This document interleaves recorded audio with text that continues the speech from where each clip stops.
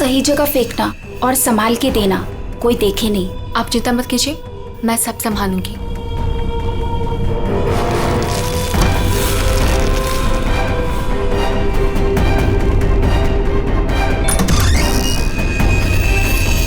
जल्दी दो। कौन है बेटा? कोई नहीं माँ, कचरा वाली थी।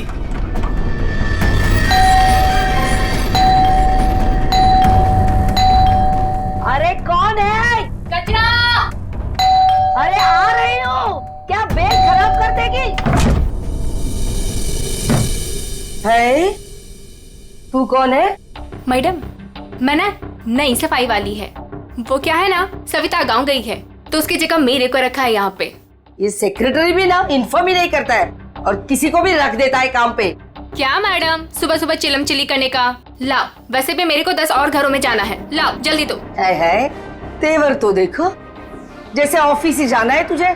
चल जा, नहीं देते डब्बा। हाँ हाँ तो मत दे, वैसे भी तेरे कचरे से कितनी बदबू आ रही है। अच्छा, परफ्यूम मार के दूं कचरा तुझे? अरे तो मैं मरी नहीं चाही हूँ लेने के लिए। बात तो ऐसे करी है जैसे लगता है कचरा नहीं सोना मांग लिया हो। एक मिनट, कहीं आप वही झगड़ालू औरत तो नहीं जो घड़ी घड़ी सबसे झगड़ा करते फिरते रहती है? हाँ, अरे बहुत किसे सुने हैं आपके बारे में। हाँ ए लड़की, मुझसे सवाल चला रही है तू? हाँ? और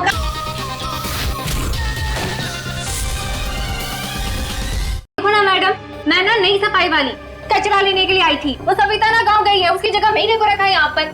मैडम से कचरा क्या मांग लिया? ऐसा लग रहा है कि इसका कचरा बेच करके कोई सोने का महल बना लेगी मैं। बाबा रे बाबा, कितना झगड़ा करती है ये। ओह, तो इसमें कौन सी नई बात है? सबके साथ झगड़ा करना इनकी पुरानी आदत है। आ गई होशियारी झाड़ने। ए सुन, हमारे फटे में टाउन बताना, माइंड योर ओन बिजनेस। चल, देख रहे हो ना कैसे झगड़ा कर रही है ये। वाह वाह, बड़ी आई, माइंड योर ओन बिजनेस। पहले अपने माइंड का इलाज कराओ।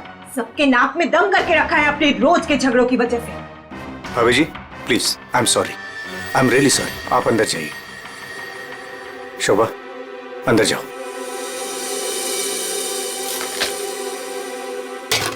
जाओ। खाली लड़ते रहती है, पता नहीं कैसे हो रही है। आपको बीच में आने के लिए किसने बोला? हाँ, अगर आप बीच में नहीं आते थे ना तो उस रचना की बच्ची को देख लेती थी मैं। मुझे अंदर ले आए सो आए, आपने सॉरी बोला उसे? सॉरी बोला? अरे किससे पूछ के सॉरी बोला? हमेशा से गलत काम करते हो, हमेशा से गलत काम करते रहते हो। हाँ हाँ हाँ, सब हमारी गलती है, हमारी गलती है सब। लोग हमसे बात नहीं करते, लोग हमें देख करके दूर भाग जाते हैं, कोई हमें अपने घर में नहीं बुलाते, सब हमारी गलती है। शोभा प्लीज देखो, शोभा इस तरह से बात बात में लोगों के साथ झगड़ा करना बंद कर दो। देखो शोभा, तुम जानती हो इस वजह से लोग हमारे घर को कितने बदनाम कर चुके हैं, यहाँ तक कि सोसाइटी वाले पुलिस की धमकी दे चुके हैं। अरे वो क्या पुलिस कंप्लेंट करेंगे, मैं खुद पुलिस स्टेशन जाऊंगी और एक एक को ठीक से देख लूंगी।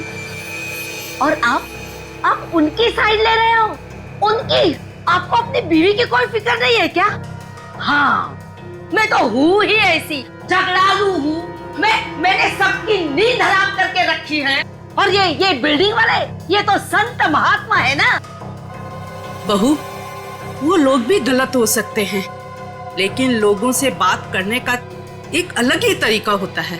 आइए आइए, पधारिए। अरे मैं तो वही सोच रही थी कि अब तक आप कैसे नहीं पधारी अपने लाडले की तरफदारी करने के लिए। देखिए माँ जी, एक तो वैसे भी इन्होंने आपको मेरे मत्थे मड़ा है, वो भी मुझसे पूछे बिना। मेहमान बनकर आई हो तो मेहमान बनकर रहो घर में। शोभा, माँ से इस तरह से बात नहीं किया करते। तो आप कहो ना अपनी माँ से कि मुझसे बात ही ना करे। अरे पूरा दिन इनकी सेवा करती रहती हूँ, फिर भी ये सब सुनना पड़ता है। बस मॉम बस, सुबह सुबह दिमाग खराब करके रख दिया है। और अब दादी और डैड से कैसे बात कर रहे हो? क्या ये घर दादी का नहीं है? चुप कर, बदतमीज लड़की। बड़ों के बीच में बात करने से अच्छा है कि तुम अपनी पढ़ाई करो। पर तुम कहाँ पढ़ाई करती हो, पूरा दिन इस मोबाइल और लैपटॉप में घुसी रहती हो। ये किसकी फोटो है? कौन है ये लड़का? तेरा बॉयफ्रेंड तो नहीं है? मॉम, जैसे अभी आपने बताया ना कि मैं आपके मामले में इंटरफेयर ना करूं, वैसे आप मेरे मामले में इंटरफेयर ना करें तो अच्छा होगा। बदतमीज लड़की, मुझसे जबान लड़ा रही है तू। बड़ों से बात करने का तमीज नहीं है तुझे? अगर मुझसे जबान लड़ाई ना तो याद रखना। हाँ, क्या कर लोगे आप? हाँ, क्या कर लोगे? जैसे भैया को इस घर से निकाल दिया वैसे मुझे भी निकाल दोगे? हाँ काव्या! माँ, शोभा! बस बहुत हो गया। ऐसे किसी जवान लड़की से बर्ताव नहीं किया जाता। माँ, तुम्हें मंदिर जाने में देर हो रहा है ना?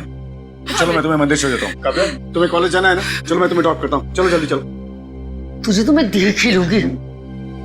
बहुत बदतमीज होने लगी है आजकल।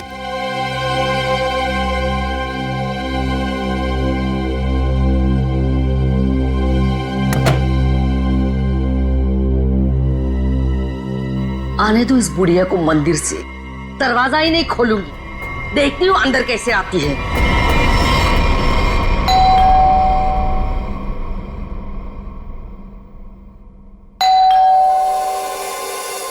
शोभा, दरवाजा क्यों नहीं खोल रही हो? शोभा! क्या हुआ माँ जी? आपने शोभा को कहीं जाते हुए देखा है क्या? क्या हुआ माँ जी? रचना, तूने शोभा को कहीं देखा है क्या? माँ जी, मेरे इतने भी बुरे दिन नहीं है कि मैं उनको देखूं। पता नहीं उसमें भी उनको कोई प्रॉब्लम हो जाए। पर हुआ क्या? शोभा दरवाजा नहीं खोल रही है। अब सर आप जाके सेक्रेटरी को बुला के लाइए ना प्लीज। अभी बुलाता हूँ। शायद वो बाथरूम में नहा रही हो। इतनी देर से नहा रही है? शायद अपना पाप धो रही होगी। माँ जी, आपके पास घर की दूसरी चाबी होगी ना? नहीं है। एक मिनट माँ जी, मैं आपके बेटे मनीष को फोन करता हूँ। हटिए हटिए।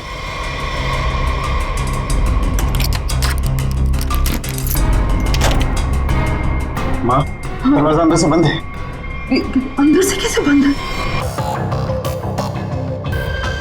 सर, घाव काफी गहरा है।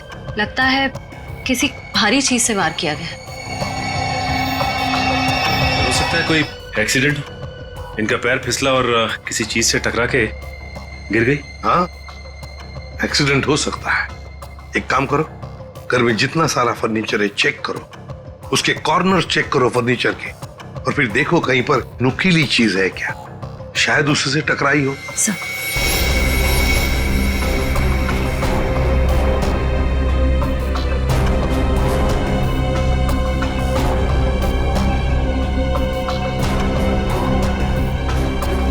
सर। हाँ निखिल।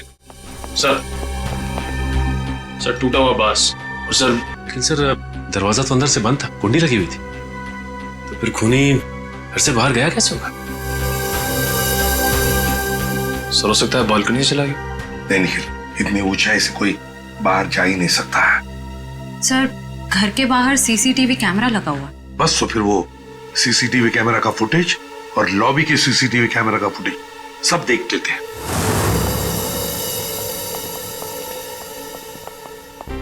मनीष जी, आज सुबह आप, आपकी माँ और बेटी काव्या जब घर से बाहर गई तब शोभा जिंदा थी, है ना? जी सर। मतलब शोभा जी का कत्ल हुआ सुबह 10:30 बजे के बाद में ही। पर काव्या, तुम 11 बजे कॉलेज से वापस क्यों आ गई थी? देखो, चुप रहने का कोई फायदा नहीं है। हमने लॉबी के सीसीटीवी फुटेज में देख लिया है। तुम ठीक 11 बजे बिल्डिंग में अंदर आई थी। काव्या, तुम कॉलेज नहीं गई? वो मेरा फ्रेंड अश्मित हमारी विंग में रहता है। मैं उसी से मिलने वापस आई थी। अपने बॉयफ्रेंड से मिलने गई उसी वक्त जिस वक्त अपनी माँ का कत्ल हुआ।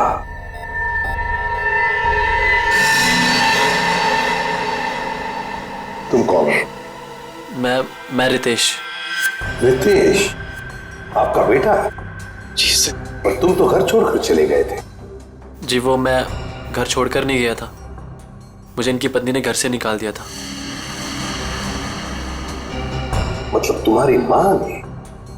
यही आदर रखते हो अपनी माँ के लिए? यही संस्कार दिया? जब तुम यहाँ रहते नहीं थे तो किस लिए आए थे यहाँ पर? जी, वो मैं किशोर से मिलने आया था। सर अगर आपने सीसीटीवी फुटेज देखा होगा तो आपने देखा होगा कि मैं अपने डॉग को बाहर घुमाने लेके गया था। क्या बात है किशोर, जब ये रितेश तुम्हारे घर पे तुमसे मिलने आया तो तुम अपने घर से बाहर कुत्ता घुमाने निकल गए? हाँ सर वो हमेशा आता जाता रहता है, पर इसमें प्रॉब्लम क्या है? प्रॉब्लम है शोभा जी का कत्ल हुआ है, समझे? चलो तुम सबकी बातें मान ली, बच्चे बिल्डिंग में आए अपने दोस्तों से मिलने मगर घर नहीं गए। बिल्डिंग के अंदर बाहर लोग आते जाते रहे और शोभा जी के घर के बाहर कोई नहीं आया। काश अगर कोई भी एक भी शोभा जी से मिलने जाता तो शायद आज बेचारी मासूम शोभा बच जाती। सर वो कोई बेचारी औरत नहीं थी, जैसी औरत थी उसके साथ वैसा ही हुआ।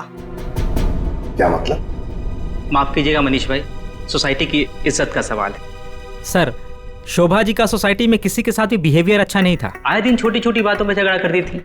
इवन सर आज भी उनका झगड़ा हुआ था। झगड़ा हुआ था? किसके साथ? इनसे, रचना जी से। ओह सर मैं सर मैंने उसको नहीं मारा सर, मैंने तो कभी किसी मच्छर को भी नहीं मारा सर। एसीपी साहब, इन सोसाइटी के सारे लोगों को मैं जानता हूं, इनमें से ऐसा कोई नहीं है जो शोभा को इस तरह से मार सके। अगर शोभा जी का खून तो हुआ है ना, किसी ने तो किया है। अरे तारिका, ये क्या कर रही हो? ऐसा क्या करते हो डॉक्टर साहब ने? करने दीजिए ना सर, कुछ भला करने जा रही है तो उसे टोकना ठीक नहीं है ना सर? नहीं, मैं जानता हूं अच्छी तरह से। जिस दिन मैं वहां पर लाशों की जगह लेटा हुआ होऊंगा ना, तुम लोग सबको मिठाई बांटने वाले हो, जानता हूं मैं तुम्हारे सारे इरादों के गुब्बारों को उड़ने से पहले ही फोड़ करके दम लूंगा, समझे? हमारी वजह से आप बच गए सालू के साथ, वरना तारिका ने तो आपका सर फोड़ ही दिया था। अरे मैं तो सिर्फ इनायत कर रही थी। अच्छा, सालू के साथ का सर फोड़ने का? जी नहीं, इस औरत के सर पे किस चीज से बहुत जोर से मारा गया है जिससे इसकी मौत हो गई, ये पता लगाने के लिए। देख सालुंखे, किस चीज से मारा ये तो हमें पता है, यही मर्डर वेपन है। हाँ, इस पे तो हमें इनका खून भी मिला था जो उस वक्त तक सूखा भी नहीं था। ये लो, बहुत बढ़िया। हाँ? जो भी वहां पर मिला उस पर भरोसा करके आगे सीधे आना, कमाल है, बिना अपना दिमाग लड़ाए। तारिका, कई बार मैं सोचता हूँ अगर हम नहीं होते तो इन लोगों का बेचारों का होता क्या है? ये बात हमें क्राइम सीन पर मिला है। अगर इससे नहीं मारा गया तो फिर इस पर खून कहां से आ गया? क्या अपने आप चल के आ गया है? ये मैं नहीं जानता हूँ, लेकिन हाँ ये मैं जरूर जानता हूँ कि ये मर्डर वेपन नहीं। डॉक्टर साहब, आप इतने कॉन्फिडेंस के साथ कैसे कह सकते हैं? हाँ, अब आए पॉइंट पर। तो सुनो, इस औरत की मौत हुई है खोपड़ी की हड्डी टूट जाने की वजह से, पर हड्डी टूटी नहीं, चकनाचूर हो गई। और ऐसा तभी हो सकता है जब जबरदस्त तरीके से इस पर वार किया गया, बहुत ज्यादा इंपैक्ट की जरूरत होती है। और इस वार से कितनी भी जोर से क्यों ना मारा गया, हड्डी इस तरह से चकनाचूर नहीं हो सकती। अगर इनका खून इस वास से नहीं हुआ है तो फिर किस चीज से हुआ है? बहुत भारी चीज से इसके सर पे वार किया गया है। बहुत भारी चीज से? तो मेरे सालुंखे, हमें वहां क्राइम सीन पर इसके अलावा और कोई भारी चीज नहीं मिली, समझे?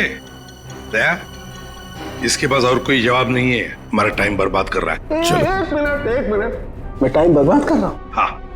मैं डॉक्टर सालू के तुम लोगों का टाइम बर्बाद कर रहा है? हाँ। ठीक है, तो मैं खुद वहां क्राइम स्पॉट पे जाकर के ये थ्योरी प्रूव करके दिखाऊंगा बॉस, तब पता लगेगा कौन टाइम बर्बाद कर रहा है, मैं या तुम खुद अपना टाइम बर्बाद करो। तारिका, मेरे बैग। अरे बैग दो ना तुम यार, मैं बताता हूँ इन्हें कौन टाइम बर्बाद कर रहा है। Fast, quick. सब अभी बता दो, मैं टाइम बर्बाद कर रहा हूँ। सालू के साथ तो कोयले के इंजन की तरह धुआं उड़ाते हुए चले गए, गुस्सा हो गए क्या? हाँ, तुम्हारी वजह से। अब आएगा मजा।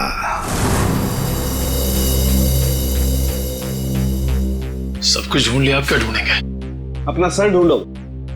कहा था ना यार तुमसे, कोई भारी चीज से मारा गया तो भारी चीज ढूंढो ना प्लीज। साहब क्या लगता है इससे मारा होगा?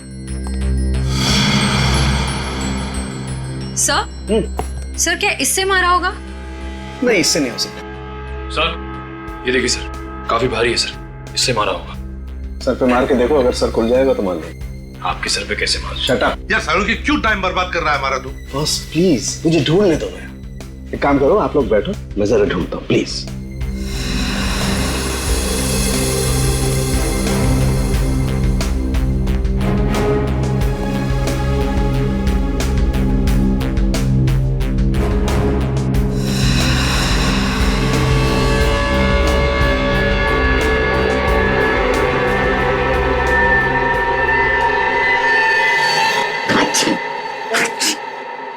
पूरी दुनिया में सर्दी फैलाएगा।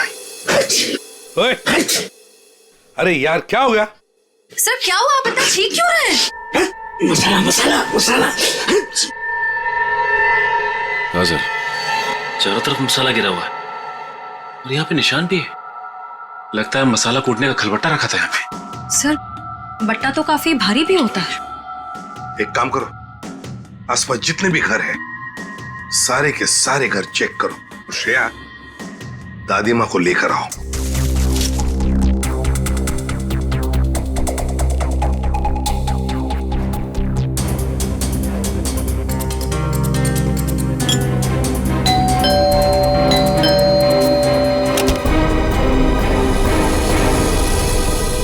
आप लोग? हमें आपके घर की तलाशी लेनी है। लेकिन खून तो वहां हुआ है, आपको यहाँ क्या मिलेगा? देखिए, आपकी बिल्डिंग में खून हुआ है। क्या आप चाहती हैं कि एक और खून हो जाए? प्लीज हमें अपना काम करने दीजिए। ओके, आइए।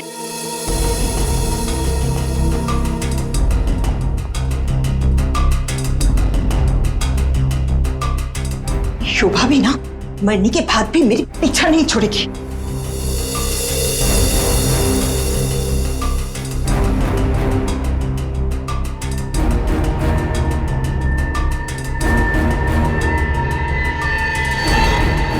सर, श्रेया। सर ये देखिए। सर ये तो हमारी है। नहीं नहीं, ये तो हमारा है। आंटी जी को कोई गलतफहमी हो रहा है। सर इसके नीचे शोभा का नाम लिखा हुआ है। शोभा? तो क्या आपने इन्हें ये दिया था? नहीं सर, आज सुबह तक तो ये हमारे पास ही था। तो फिर यहाँ कैसे? जरा चेक कर लिया।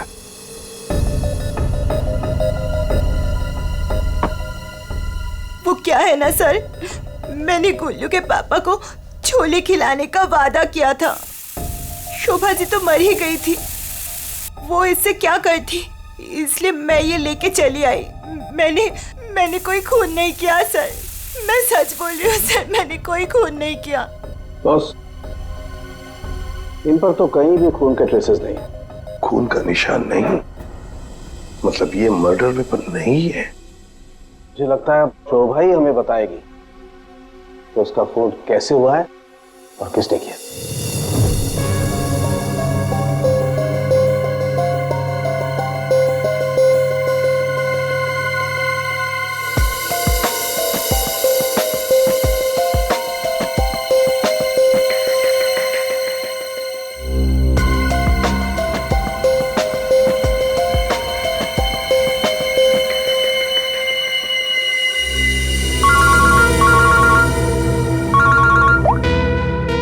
आसान के बोल। अच्छा, गेरू मिट्टी। अच्छा ठीक है सचिन, मर्डर वेपन का पता चल गया है। पर वो क्या है सर? गमला। गमला? हाँ गमला। साळुंके को शोभा के कान में गेरू मिट्टी के कुछ अंश मिले। गेरू मिट्टी जो गमले में इस्तेमाल होती है। सर हमें शोभा के घर में एक भी फ्लावर पॉट नहीं मिला। देखते हैं।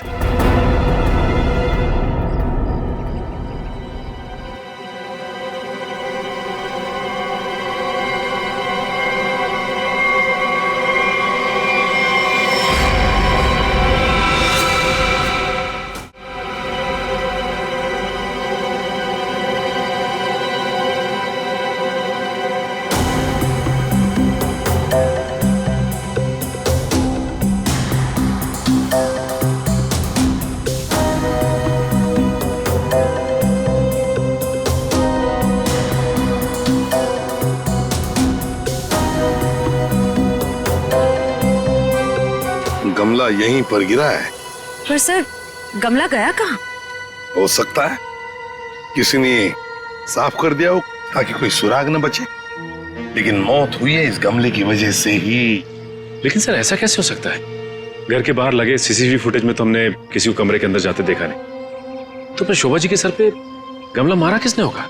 वही तो समझ में नहीं आ रहा है सचिन कि गमला मारा किसने, और फिर इतने जोर से मारा है कि किसी इंसान की जान ही चली जाए। हाँ सर, सवाल ये भी है कि बंद कमरे से खूनी बाहर गया कैसे?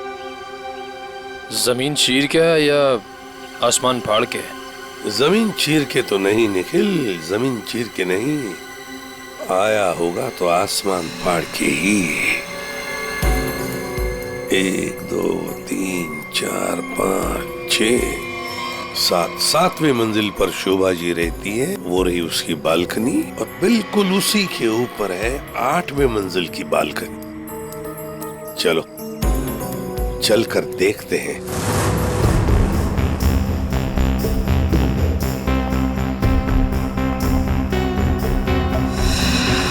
सर, आश्रया, सर ये देखिए स्टैंड जैसा कुछ है। स्टैंड जैसा तो है।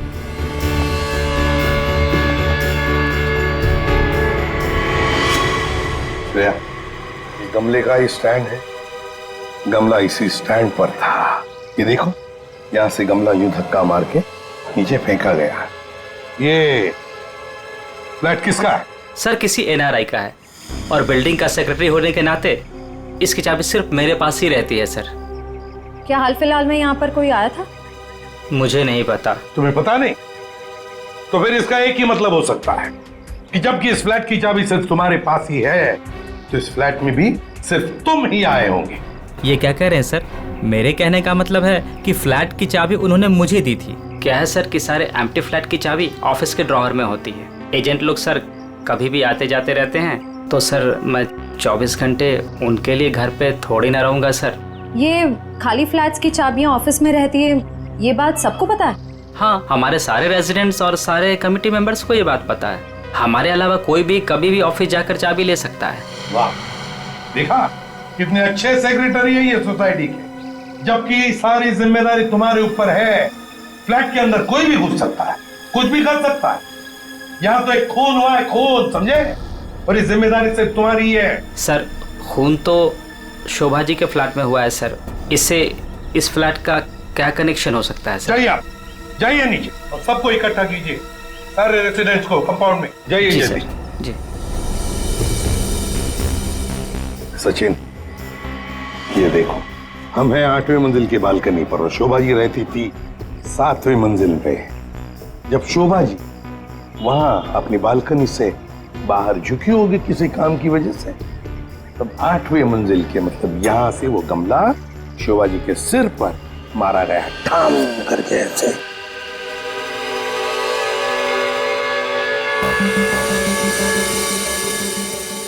भगवान का लाख लाख शुक्र है, वरना आज तो मसाला कूटने के चक्कर में मेरी कुटाई हो जाती उन सीआईडी वालों के हाथों। इसीलिए छोले को मारो गोली, ये लौकी खिला दूंगी गुल्लू के पापा को। ओह गॉड!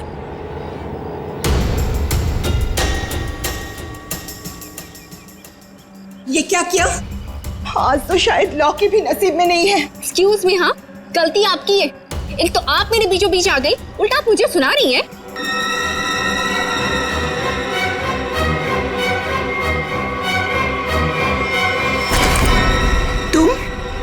तुमको तो मैंने कहीं देखा है। देखिए, आपका जो कुछ भी नुकसान हुआ है उसके लिए आई एम सॉरी। मैं थोड़ी जल्दी में हूँ। रुक रुक, तुम वही सफाई करने वाली हो ना?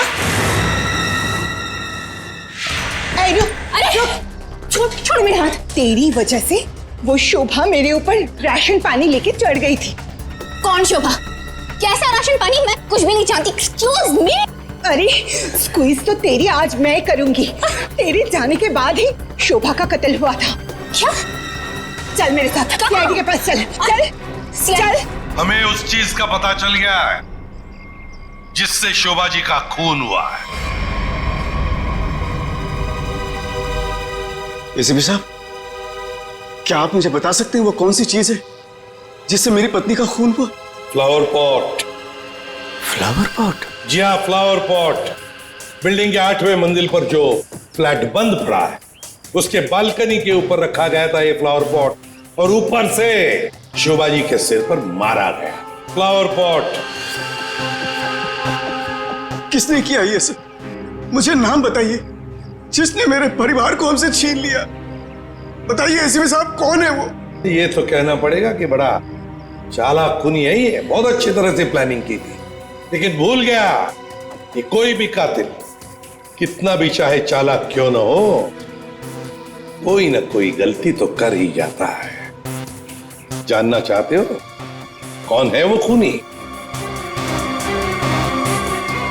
आप में से ही कोई है, आप में से। ये सफाई करने वाली है। आज सुबह जब शोभा का खून हुआ था उससे पहले मैंने इसको बात करते हुए देखा था।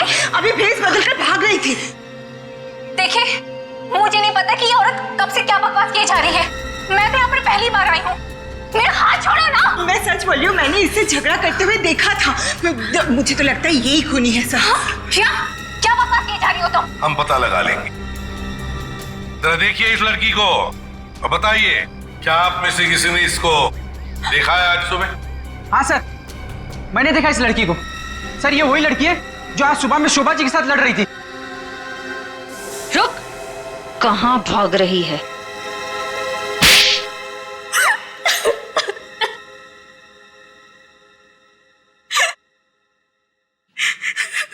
ये सब रोना धोना बंद करो और बताओ कौन कौन है इसके पीछे। तुम्हारे अकेली का काम नहीं है ये, बताओ जल्दी। कौन कौन मिला हुआ है तुम्हारे साथ इस काम में? है? क्यों खून किया शोभा का? खून? नहीं नहीं सर, मैंने कोई खून नहीं किया। मुझे कुछ नहीं पता, मैं सच कह रही हूँ। जमाना बड़ा बदल गया है सर। इतनी महंगी घड़ी और ब्रांडेड चप्पलें पहन के घूम रही है।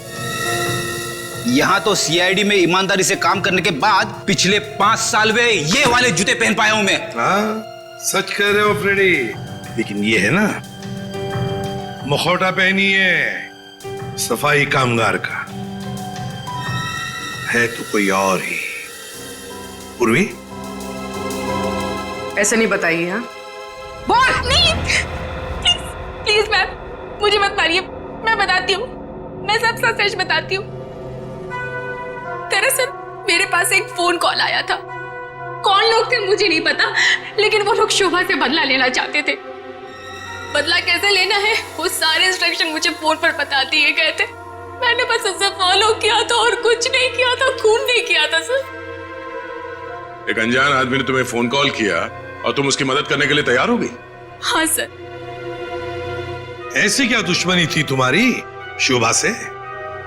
सर, शोभा अच्छी औरत नहीं थी। वो बहुत ही घमंडी और झगड़ारू किस्म की औरत थी। समय एक स्टोर में सेल्स गर्ल का काम किया करती थी। मेरे स्टोर में आई वो एक दिन, नेल पेंट दिखाने के लिए कहा।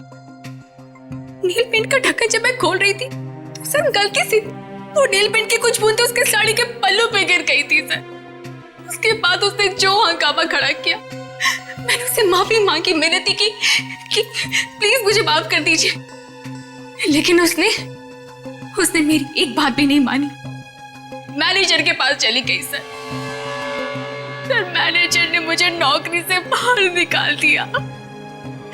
2 महीने तक मुझे कहीं कोई नौकरी नहीं मिली। घर का किराया तो दूर, खाने तक को मेरे पास पैसे नहीं थे। मकान मालिक मेरे सिर पर चढ़ करके मुझे परेशान करने लगा, कहा कि निकलो मेरे घर से। सर, उसने मेरी पूरी जिंदगी तबाह कर दी। फिर मैंने ठान लिया था कि उस शोभा से मैं बदला जरूर लूंगी।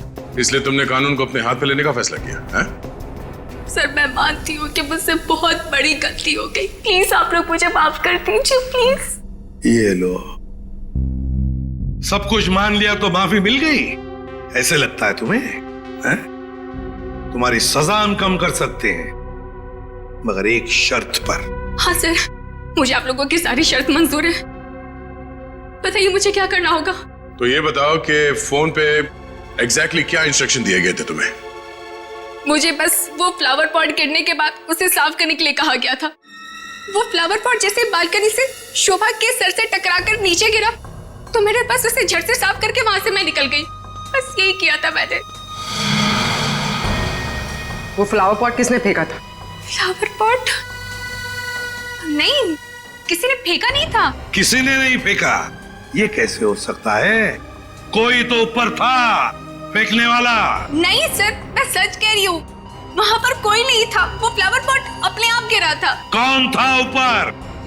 यकीन कीजिए, मैं क्यों झूठ बोलूंगी आप लोगों से।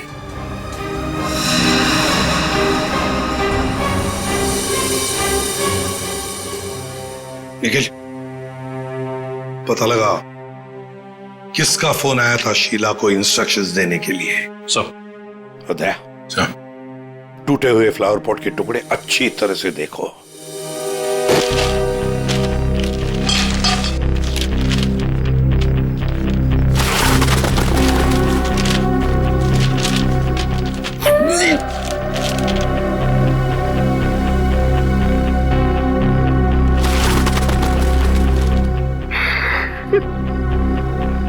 सीआईडी पे इतने साल काम करके यही इज्जत मिली। क्या हुआ पंकज सर? कोई इज्जत चाहिए आपको? नहीं, वो सर, इसमें सिर्फ सड़ा हुआ कचरा है सर, और कुछ भी नहीं है सर। यहाँ पे थोड़ी देर और खड़ा रहा ना तो मैं बदबू के मारे शहीद हो जाऊंगा सर। कुछ नहीं होगा तुम्हें, काम पे ध्यान दो।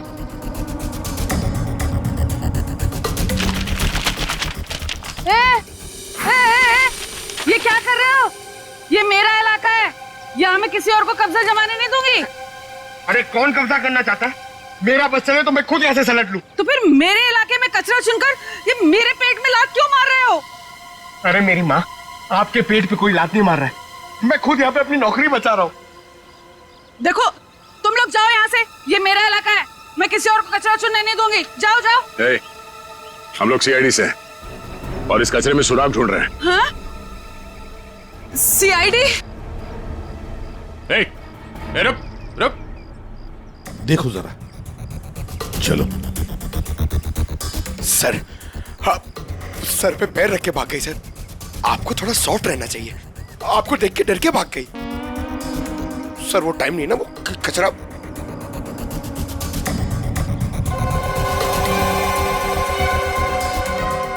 सर, हाँ? ये देखिए, ये कुछ गमले के टुकड़े मिले हैं।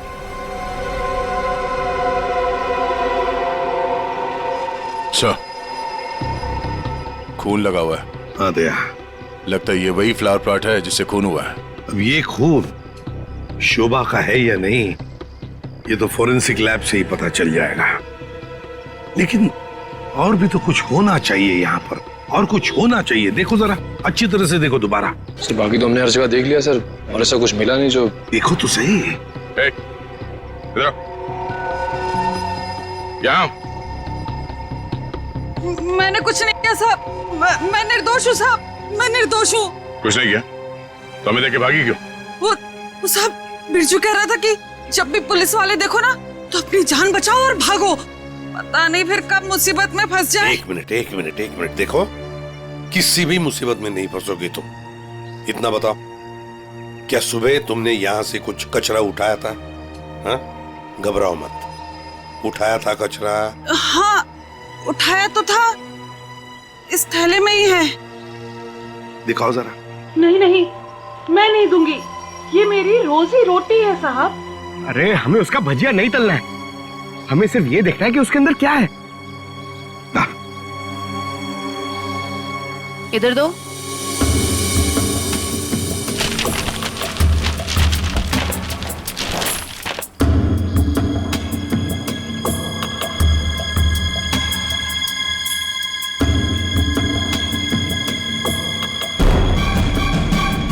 खिलौने का बॉक्स है सर, एड्रेस भी लिखा हुआ है।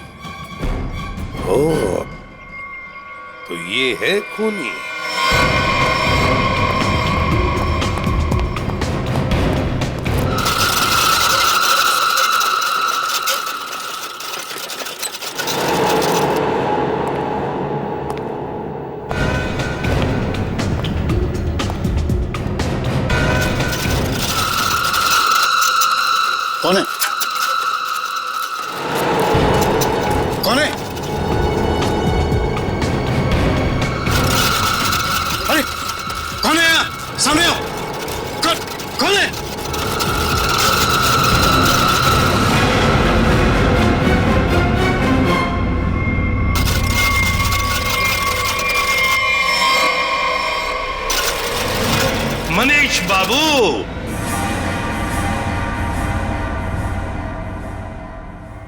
हाँ, खिलौनों के साथ बहुत खेल खेल लिए, अब ये तुम्हारा खेल खेलना खत्म। मैंने आगे रास्ता बंद है। मैंने कुछ नहीं किया।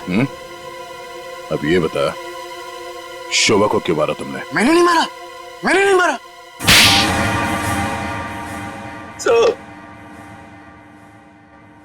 शोभा एक झगड़ालू औरत थी साहब, झगड़ालू औरत। हमेशा गालियां देती थी साहब, हर छोटी मोटी बात पे चिल्लाती थी, भद्दी भद्दी गालियां देती थी। आतंक था साहब उसका एक। हम सबको वो मेंटली टॉर्चर दे रही थी साहब, लेकिन फिर भी हम सब ने सहा, हर बात को सहा साहब। जब तक ये बात घर के चार दीवारी तक थी तब तक तो ठीक था, लेकिन धीरे धीरे ये बात साहब घर के चार दीवारी से बाहर निकल के मोहल्ले तक फैल गया। आए दिन लोग पड़ोसी हमारे पास आते थे कंप्लेन लेकर के, शोभा ने किसी का झगड़ा किया, मारपीट किया। तंग आ चुके थे साहब, हम लोग तंग आ चुके थे। फिर भी हमने शोभा को समझाने की कोशिश की, मगर वो नहीं समझती थी, नहीं समझती थी साहब। हमने तो थक के छोड़ दिया था ये सोचना कि उसे समझाना रोकना हमारे लिए मुमकिन ही नहीं है साहब। बस सिर्फ इसी वजह से तुम लोगों ने उसकी जान ले ली? तो और क्या करता, और क्या करता साहब, बताइए आप मुझे। सोसाइटी वालों ने उसे तंग आकर के हमें नोटिस दिया घर खाली करने के लिए। अगर हम घर खाली नहीं करते इस सूरत में वो हमें पुलिस की धमकी दी। अगर ऐसा था तो डिवोर्स दे देते उसे मारने की क्या जरूरत थी? उसकी भी कोशिश की थी साहब, मैंने, मगर उसने मुझे धमकी दी थी कि अगर मैंने उसे डिवोर्स दिया तो वो मुझे कोर्ट में घसीट के ले जाएगी। मेरे ऊपर डोमेस्टिक वायलेंस का इल्जाम लगाकर वो मेरे ऊपर केस करने वाली थी साहब। मैं मजबूर था, कुछ नहीं कर पाया साहब। रितेश, शोभा तो तुम्हारी माँ थी ना? सर, माँ का प्यार इस दुनिया में सबसे बड़ा प्यार होता है सर, पर वो तो सिर्फ अपने आप से प्यार करती थी सर। उसकी जरूरतें, उसका घमंड सिर्फ उसके लिए ही था सर। इस वजह से जब उसे मेरे और मेरी गर्लफ्रेंड वानी के बारे में पता चला तो उसने इंसल्ट करके मुझे घर से बाहर निकाल दिया सर। और इसलिए जिस माँ ने तुम्हें जन्म दिया उसे ही मौत की नींद सुला दी तुमने, सिर्फ अपने खुशियों के लिए। हा? एक दिन रितेश मेरे पास आया एक सुझाव लेकर। उसने कहा कि पापा, अगर हमारी जिंदगी में शांति और चैन चाहिए तो शोभा की जिंदगी खत्म करनी होगी। और इसके लिए तुमने अपने पड़ोसी किशोर और नवीन की मदद ली, जो शोभा के दुश्मन थे उसके बर्ताव की वजह से। हा? सिर्फ इनको ही नहीं दया, इन्होंने बाकी सारे लोगों से भी कांटेक्ट किया जिनका कोई ना कोई झगड़ा था शोभा के साथ। उन सबको अपने प्लान में शामिल कर लिया, शोभा को मारने के प्लान में। शीला के बारे में तुम्हें कैसे पता चला? काव्या ने मुझे बताया। उसने शीला और शोभा के झगड़े के बारे में, क्योंकि काव्या शोभा के साथ ही स्टोर में गई थी। तो तुम्हारे इस प्लान को अंजाम देने के लिए कोई बाहर वाला चाहिए था, और ये शीला इस काम के लिए एकदम परफेक्ट थी। और इसे शोभा से बदला लेना था, इसलिए ये भी मान गई। है? वैसे सारी प्लानिंग की कैसे तुम लोगों ने, बताओ जरा। नवीन ने ऑनलाइन पर ट्रॉली बुक की थी। डिलीवरी होने के बाद वो ट्रॉली और रिमोट वाणी को दिया था। वाणी पेशे से इंजीनियर है साहब। वो ट्रॉली और गमले को किस तरह से रखना है इसकी प्लानिंग उसने नहीं की थी। और फिर वो ट्रॉली और रिमोट लाके किशोर को दे दिया। और फिर काव्या और रितेश ने मिलकर वो गमले और ट्रॉली को ऊपर बैल्कनी में सेट कर दिया। तुम्हें कैसे पता चला कि ये शोभा बालकनी में किस वक्त आने वाली, कितने बजे? साहब, हर रोज सुबह 10 बजे एक भाजी वाला ठेला लेकर के हमारे बिल्डिंग के नीचे आता है, और शोभा उस पर बैल्कनी में खड़े होकर के खड़ी खोटी सुनाती थी साहब, चिल्लाती थी, झगड़ती थी उससे। बस मुझे उसी मौके का इंतजार था।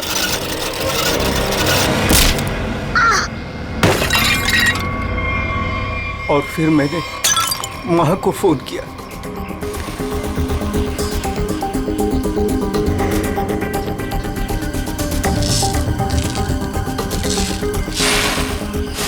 कभी एक बार भी नहीं सोचा कि शोभा के ऐसे स्वभाव के पीछे कोई वजह हो, कोई कारण हो सकता है उसे कोई दिमागी बीमारी हो जिसका इलाज हो सके। नहीं सोचा। तुम सब ने सिर्फ अपने ही बारे में सोचा, तंग आ गए उसके स्वभाव से, इलाज नहीं किया उसका, बस जान ले ली उसकी। कानून तुम सबको कड़ी से कड़ी सजा देगा। Just hold down, wait wait wait wait wait wait. या ऐसे हाथ पकड़िए, आप ऐसे पकड़िए, smile, your position, yes sir, hold down,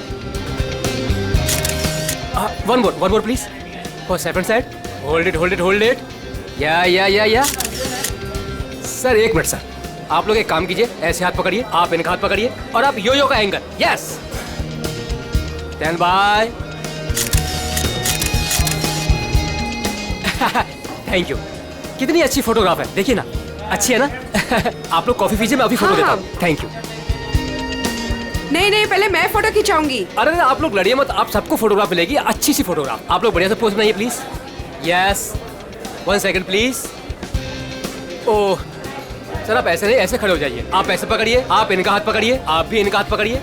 yes, ready, smile, hold hold hold hold, one more please. आप अभी चेंज कीजिए। यस, बहुत बढ़िया। आप ऐसे ऐसे रखिए, हाँ, स्माइल,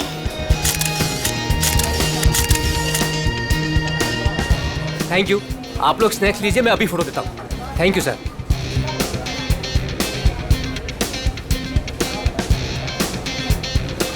एक photograph please. Yes, thank you. Sir smile कीजिए सर। ये हाथ ऐसे पकड़िए, मैम आप प्लीज एक साथ ऐसे आइए, आप नजदीक आइए और आप भी।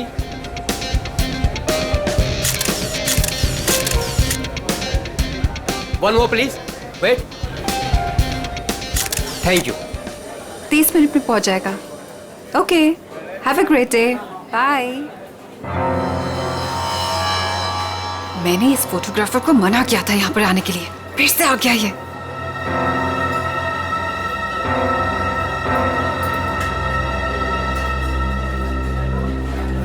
हाँ भाई, एक ग्रुप आया था, उनका हो गया भाई।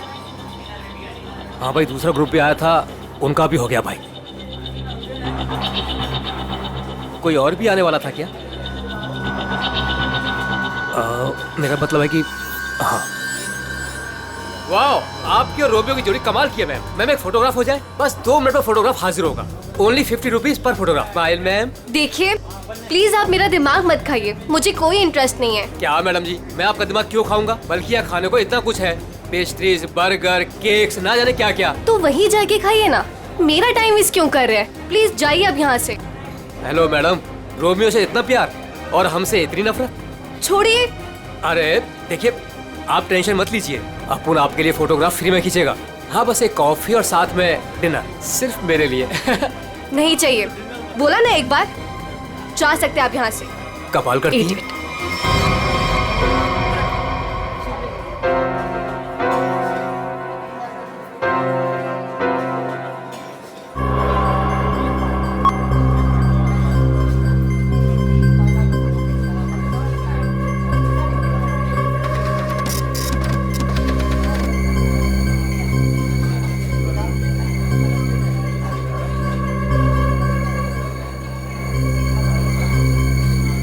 मैडम जी, आपने अभी कुछ कहा?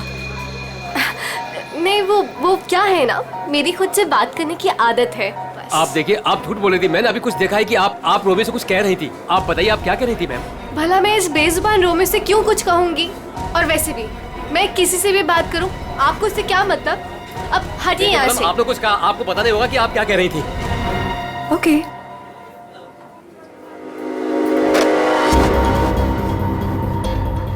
बनी बनी बनी, यस मैडम। देख वो देख, इस फोटोग्राफर को मैंने मना किया था यहाँ पर आने से। एक तो मेरी रेस्टोरेंट के सामने अपनी दुकान खोल ली और आज देख वो उस लड़की को छेड़ रहा है। इसे अभी निकाल के बाहर कर। मैडम आप चिंता मत कीजिए, आज इसे मैं ठीक कर ही देता हूँ। रुक, मैं भी आती हूँ। जल्दी बोलिए।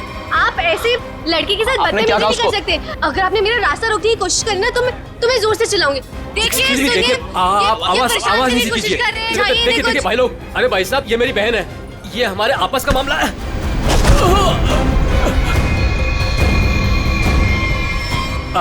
अब देखिए भाई साहब, मेरी कोई गलती नहीं है, हमारा आपस का मामला है और कोई बात नहीं है। हाँ बहन जी आप लोग जाइए, बस कोई दिक्कत नहीं है। क्यों बेटा, उस लड़की ने तेरे कान में क्या कहा था? बेटा सच सच बोल दे वरना भाई को बता दूंगा। जल्दी बोल। दूर हट, तुझसे बात कर रहा हूँ। दूर हट। बोल दो भाई को। दूर हट वरना अच्छा नहीं होगा। ए लफंगे, मेरी रेस्टोरेंट से अभी बाहर निकल। जल्दी बोल, लड़की ने तेरे कान में क्या बोला? तुझसे कितनी बार कहा है कि यहाँ मत आया कर। मारो इसे वरना ये नहीं मानेगा। आज मैं तुझे नहीं छोड़ूंगा। हा? चल मेरे साथ, आज मैं तुझे ऐसा सबक सिखाऊंगा कि तू तस्वीरें तो क्या रोमियो की शक्ल तक भूल जाएगा। बनी भाई गलती हो गई, अब नहीं करूंगा। बनी भाई, मैडम समझाओ इसको। मैं तो बस ऐसे ही मैडम। ऐसे ही बस क्या? किसकी इजाजत से तू यहाँ पे अपनी दुकान खोलकर बैठा है? हाँ सॉरी मैडम, मामा मुझे माफ कर दो। तू होता कौन है? सॉरी अरे खून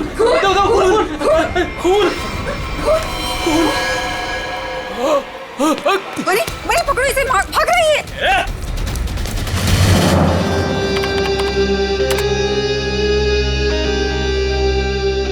ये लड़की ने ऐसे क्या बोल दिया, ये फोटोग्राफर उस पर इतना भड़क गया। और इस लड़की के जाते ही फोटोग्राफर रोमियो पे भड़कने लगा, जैसे रोमियो कोई जीता जागता इंसान हो। क्या हो क्या रहा था यहाँ पर? सर मगर ये कैसे पता चलेगा? ये तो सिर्फ एक फुटेज है, इसमें आवाज नहीं आ रही है। ये कैसे पता चलेगा कि ये लोग क्या बोल रहे हैं? पंकज, थोड़ा सा फुटेज पर जूम करेंगे और लिप रीडिंग करने की कोशिश करेंगे, है ना? शायद उससे पता चल सकता है कुछ तो। फिर ये भी पता लगाना पड़ेगा कि ये फोटोग्राफर किसके साथ बात कर रहा था। फोटोग्राफर कुछ ना कुछ तो गड़बड़ जरूर है। गड़बड़ है ही ये फोटोग्राफर। सर, ये लड़की कुछ पी रही है। हाँ सर, आफरीन, लाश को पुतले से बाहर निकाल दिया। गुड। तुम एक काम करो, तुम और पंकज दोनों सीसीटीवी फुटेज अच्छी तरह से चेक करो, देखो नया कुछ मिलता है क्या। हाँ यस सर। तब तक हम लोग देख के आते हैं, चलो।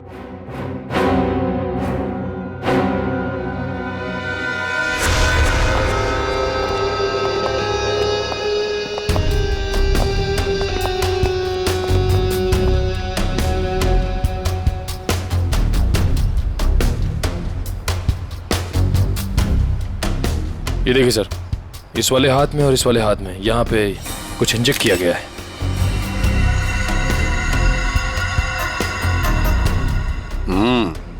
नीडल मार्क जैसे हैं।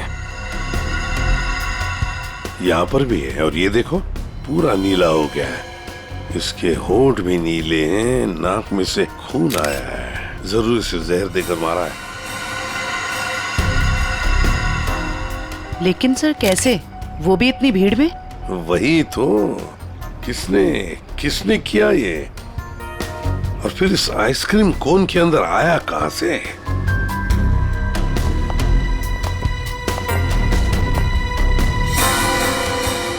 जानती है इसे आप? नहीं सर। तो फिर आपके रोमियो आइसक्रीम कोन में आया कहां से? मैं भी हैरान हूँ सर। देखिए मैडम, सीसीटीवी फुटेज में हमने सब कुछ देख लिया है, तो बेहतर यही होगा आप सच सच बता दें कि ये है कौन। मुझे कुछ भी नहीं पता, प्लीज मेरा यकीन कीजिए। तुम्हें कुछ नहीं पता और बाहर वालों को सब पता। ये कैसे? कौन बाहर वाला सर? वही फोटोग्राफर जिसे हमने सीसीटीवी फुटेज में देखा है, समझिए आप? योगेश, वो लफंगा सा। अब वो फोटोग्राफर लफंगा बन गया, वो कैसे? सर, वो एक नंबर का बदमाश है। पिछले 2 हफ्ते से मैं उसे लेकर परेशान हूँ। एक तो मेरे ही रेस्टोरेंट के बाहर वो अपनी दुकान लगाकर बैठा है, मेरे ही ग्राहकों से रोमियो के साथ फोटो खिंचवाने के पैसे लेता है। तो इसमें क्या बुरा था? तुम्हारे कस्टमर्स का मनोरंजन करता था वो लड़कियों को छेड़ता भी था। और सर, एक औरत होने के नाते इतनी बड़ी कैफे चलाना कितना मुश्किल है आपको भी पता है। सर, रोज यहाँ से कितने बदमाशों को भगाना पड़ता है। लेकिन हम आपकी बातों पर यकीन क्यों करें? आप बनी से पूछ लीजिए, ये यहाँ का गार्ड है। बताओ बनी, रोज हमें यहाँ से कितने बदमाशों को भगाना पड़ता है? सर मैडम बिल्कुल सच कह रही हैं सर। पिछले 2 हफ्ते से मेरा यही काम था सर, योगेश को यहाँ से बाहर निकालना। मैं रोज उसे भगाता था, लेकिन बेशर्मों की तरह फिर वापस चलाता था सर। क्यों?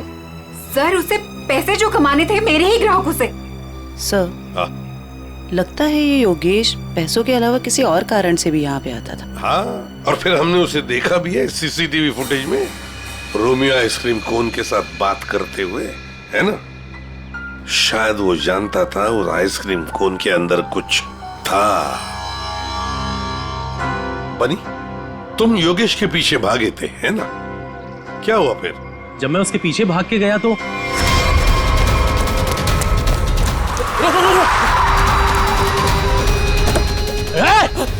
जल्दी। तुम गाड़ी के बारे में कुछ बता सकते हो? किस रंग की गाड़ी थी, क्या नंबर था, क्या मॉडल था? गाड़ी बहुत बड़ी थी और सर जीप जैसी। और हाँ सर, गाड़ी लाल रंग की थी, लेकिन सर नंबर शायद उस गाड़ी में नहीं था। लाल रंग की गाड़ी, जीप जैसी। सर, कहीं ये गाड़ी जेजे सीरीज की तो नहीं थी? क्योंकि लाल रंग का मॉडल तो सिर्फ जेजे सीरीज में होता है। लाल रंग का मॉडल, जेजे सीरीज, वही ना? वो पुरानी गाड़ी जिसे ये ऑटोमोबाइल डिजाइनर नहीं बना देता। Yes sir. क्या नाम है उस डिजाइनर का? सर राजू नाम है उसका। राजू? सर वो एक ही मैकेनिक है जो ऐसी गाड़ियां बदल के उसकी मरम्मत करके उसको नहीं करता है।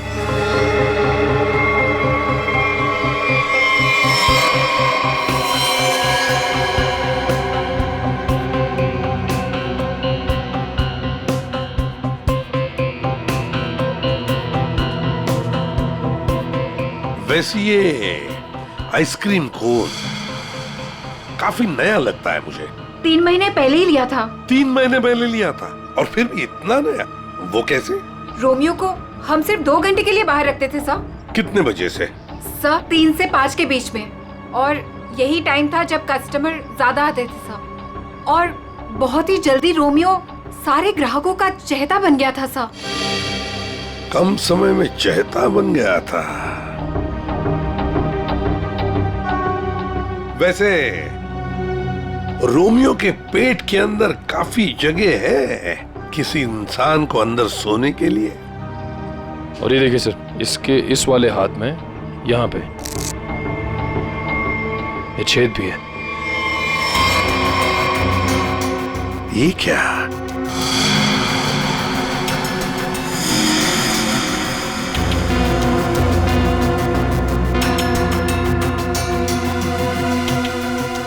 क्या जानती है आप इस छेद के बारे में? नहीं सर, मेरा यकीन कीजिए, जब मैंने इसे खरीदा था इसके अंदर सिर्फ रुई और स्पंज भरा था। कुछ नहीं पता। सर मैडम बिल्कुल सच कह रही हैं सर। आप वकील हैं इनके या गार्ड है? वैसे ये पपेट कहाँ से खरीदा था? सर, सुरेश पपेट वाले से।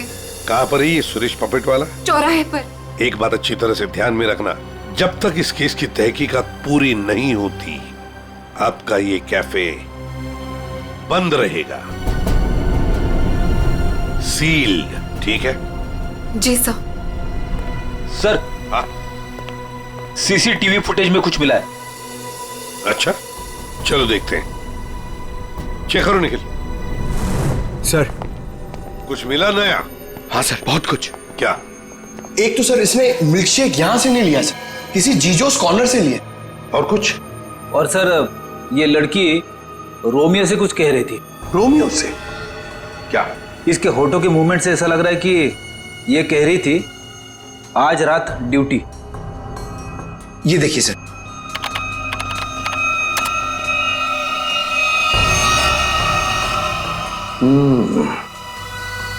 रात ड्यूटी कहीं ऐसा तो नहीं कि ये दोनों रात को मिलने की बात कर रहे थे? लेकिन इससे एक बात तो पक्की है कि ये लड़की और रोमियो एक दूसरे को जानते हैं। सर मतलब ये लड़की रोमियो को मिलने यहाँ पे आई थी, लेकिन सर ये ड्यूटी का क्या चक्कर हो सकता है? ये तो लड़की बता सकती है। वो झगड़े वाला फुटेज दिखाओ। ये सर। हो क्या रहा है इन दोनों के बीच में? कुछ पता चला ये क्या कह रहे थे? ये दोनों क्या कह रहे हैं ये तो समझ में नहीं आ रहा सर। ये फोटोग्राफर का कुछ पता चला? किसके साथ बात कर रहा था, क्या बात कर रहा था? कुछ समझ में नहीं आ रहा सर। इसने अपने हाथों से मुंह ढक के रखा है। ये देखिए सर। और सर ये भी समझ में नहीं आ रहा कि ये रोमियो से क्या कह रहा था। हो सकता है ये लाल गाड़ी वाले के साथ बात कर रहा हो। वरना इतनी जल्दी वो गाड़ी उसे वहां से लेके कैसे चली गई? ये लाल गाड़ी वाला आसपास ही कहीं खड़ा होगा, कहीं आसपास ही। पता लगाना पड़ेगा ये लाल गाड़ी है किसकी, और ये बताएगा हमें वो ऑटोमोबाइल डिजाइनर राजू। और फिर इस लड़की के बारे में भी पता लगाना पड़ेगा जीजोस कॉर्नर से। Excuse me. अरे सीआईडी दया सर, एसीपी साहब, आप लोग यहाँ क्या लेंगे सर? कुछ चाय कॉफी? चाय कॉफी तो नहीं, हम ये मिल्कशेक के बारे में कुछ जानने आए हैं। मिल्कशेक के बारे में? निखिल, इस लड़की को जानते हैं? जी सर, ये तो पल्लवी मैडम है। वो हमारे यहाँ रोज आती है दिनेश के साथ। क्या बताऊँ सर, क्या जोड़ी है उनकी। वो दोनों यहाँ पे रोज आते हैं और घंटों तक बैठे रहते हैं, एक दूसरे की आंखों में आंखें डाले। तुम इसे जानते हो? ये तो दिनेश है। दिनेश मर गया? एक बात बताओ, दिनेश और पल्लवी हर रोज यहाँ मिलते थे? जी सर, पर पिछले 2 हफ्ते से सिर्फ 1 ही घंटे के लिए आते थे, 5:30 से 6:30। क्यों? पल्लवी मैडम को नई नई नौकरी मिली थी ना, कहीं नाइट शिफ्ट में जाती थी। अच्छा, ये पल्लवी मैडम कहाँ पे काम करती है, कुछ मालूम है? नहीं सर, वो तो नहीं मालूम। कोई नंबर वगैरह तो नहीं होगा आपके पास? नहीं, नंबर भी नहीं है मेरे पास। कुछ नहीं मालूम। शाम को 3 और 5 बजे के बीच रोमियो स्नैक्स में रोमियो आइसक्रीम कोन को 2 घंटे के लिए बाहर रखा जाता था। कहीं ये दिनेश उस आइसक्रीम कोन के अंदर खड़ा तो नहीं रहता था 2 घंटे के लिए 5 बजे तक, और फिर 5:30 बजे यहाँ आके पल्लवी से मिलता था। और सर, ये योगेश पिछले 2 हफ्तों से रोमियो स्नैक्स में आता था। कहीं ऐसा तो नहीं कि पिछले 2 हफ्ते में इन तीनों का मतलब योगेश, दिनेश और पल्लवी की आपस में कोई जान पहचान हुई हो? बिल्कुल हो सकता है। और फिर योगेश और पल्लवी दोनों जानते थे कि दिनेश उस आइसक्रीम कोन के अंदर खड़ा रहता है। और इसीलिए इन दोनों के बीच में झगड़ा हुआ, क्योंकि योगेश को शक होने लगा था कि पल्लवी सब कुछ जानती है। सबसे बड़ी अजीब बात यह है दया, वो जो रीमा है ना, उस रोमियो स्नैक्स की मालकिन, उसने तो बताया था ये रोमियो आइसक्रीम कोन पूरा फोम और स्पंज से बना हुआ है, उसमें तो कोई हो ही नहीं सकता है, आदमी तो छोड़ो कुछ भी नहीं। और फिर भी दिनेश उसमें था, दिनेश की लाश भी वहां से मिली। समझ में नहीं आ रहा था दिनेश ऐसी कौन सी नौकरी कर रहा था, ये 2 घंटे की ऐसी क्या मजबूरी थी? सर, कहीं ऐसा तो नहीं कि ये दोनों एक ही नौकरी कर रहे थे? ये दिनेश दिन में नौकरी करता था और पल्लवी रात को? पता लगाना पड़ेगा दया, ये पल्लवी किसकी और कौन सी नौकरी करती थी रात को।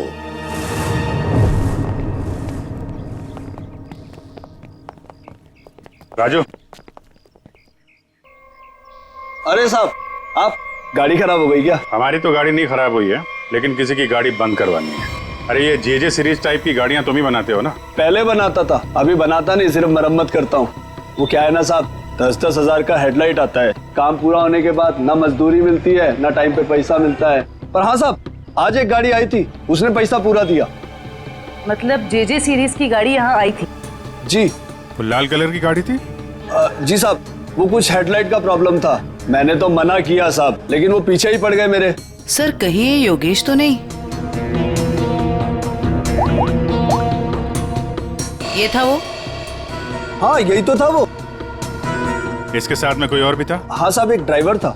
दिखने में कैसा था? साहब मैंने उसका चेहरा नहीं देखा। गाड़ी के हेडलाइट बना रहे थे और ड्राइवर को देखा नहीं? साहब मैं सच बोल रहा हूँ, बड़ा अजीब ड्राइवर था। 1 मिनट को भी गाड़ी से नहीं उतरा साहब। गाड़ी का सारा शीशा काला था। अब बताओ कोई देखे भी तो कैसे देखे? अरे कुछ तो देखा होगा भाई। साहब उसने काले रंग की टोपी पहनी थी और आंखों पे काले रंग का चश्मा भी पहना था और मुंह काले कपड़े से ढका हुआ था। साहब सब कुछ इतना काला था, मेरे को तो दिन में अंधेरा दिख रहा था। अच्छा, ये योगेश ड्राइवर से कुछ बातचीत कर रहा था, सुना था तुमने? वो मैं बिल लेकर गया ना, तो ये योगेश वो गाड़ी का खिड़की पे खड़ा था। भाई भाई मुझे ऐसे मत छोड़िए भाई। भाई मैं कहाँ जाऊंगा? भाई गलती हो गई भाई। भाई अब नहीं होगी भाई। मुझे तेरे जैसे निकम्मे से नहीं उलझना। किसने बोला था इतना बड़ा कांड करने के लिए? भाई माफ कर दो भाई। साहब वो बिल पे नाम नंबर लिखने का।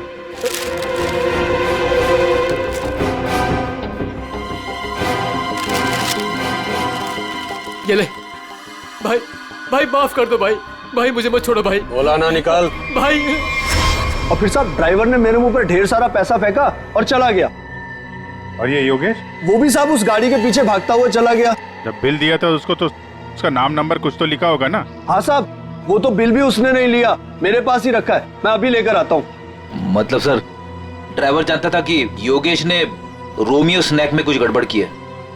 गड़बड़ की है या खून किया है, यही पता लगाना है।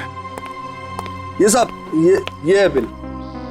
अरे वाह सर, ये इधर तो नंबर है। अब तो हम खुली तक यूं पहुंच जाएंगे। जरा नंबर लगाओ ये 1143 6183278। सर नंबर तो मौजूद ही नहीं है। अभी तो खूनी तक पहुंचना मुश्किल हो गया। सर, लगता है योगेश ने गलती से अपना सही नंबर यहाँ पे लिख दिया और फिर उसे आधे में छोड़कर और मिटाकर नीचे गलत नंबर लिख दिया। अब इस अधूरे नंबर से हम सही नंबर तक पहुंचेंगे। इस नंबर के आसपास जितने भी नंबर कॉम्बिनेशन में बनते हैं ना, सब पे फोन करो और तब तक ट्राई करते रहो जब तक सही नंबर ना मिल जाए। और ये काम तुम करोगे पंकज। सर ले बेटा, तेरी तो निकल पड़ी। सर ठीक है, तुम नहीं, तुम दोनों करोगे।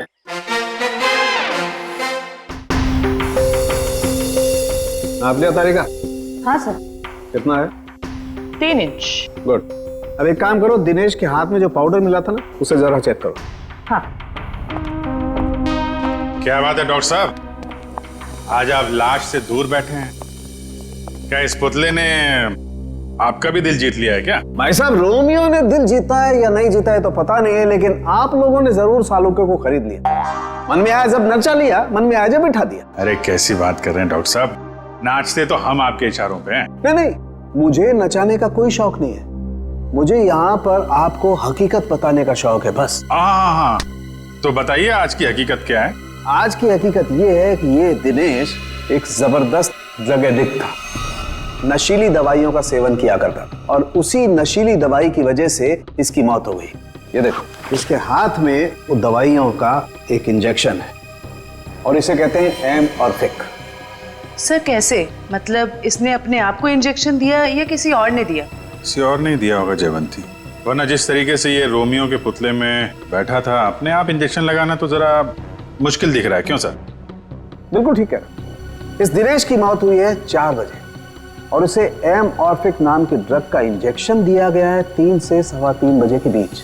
मतलब जब ये रोमियो का पुतला बाहर रखा जाता था लोगों के मनोरंजन के लिए, 3 से 5 बजे के बीच। सर ऐसा कैसे हो सकता है? पूरे सीसीटीवी फुटेज में कहीं भी किसी के हाथ में इंजेक्शन नहीं दिखा और ना ही किसी ने इसे इंजेक्शन देने की कोशिश की। सारुके साहब, कहीं ऐसा तो नहीं कि आपसे कुछ?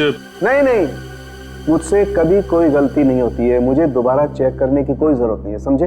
आज तक हुआ है कभी ऐसा? नहीं, वो क्या है? नहीं, सीडी हम लाए थे एक्चुअली। रखो अपने पास। तो रखो। ठीक है, आप चेक कर लीजिएगा तारिका जी, फुर्सत मिले तो। अरे इसमें गुस्सा करने की क्या बात है सारुके साहब, आगे बताइए आप।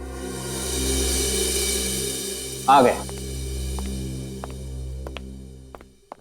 ये रोमियो, इसके अंदर की तरफ सिर्फ दिनेश के फिंगरप्रिंट्स हैं, लेकिन इसके बाहर की तरफ बहुत सारे लोगों के फिंगरप्रिंट्स हैं। सर वो इसलिए कि रोमियो स्नैक्स में जो भी ग्राहक आते हैं वो रोमियो के साथ में तस्वीरें खिंचवाते हैं। और इन्हीं फिंगरप्रिंट्स में एक फिंगरप्रिंट्स होगा हमारे उस खूनी का। और खास तौर पर वो फिंगरप्रिंट्स चेक करो जिन्होंने 3 से 3:15 बजे के बीच इसके साथ फोटोग्राफ खिंचवाए। करेक्ट।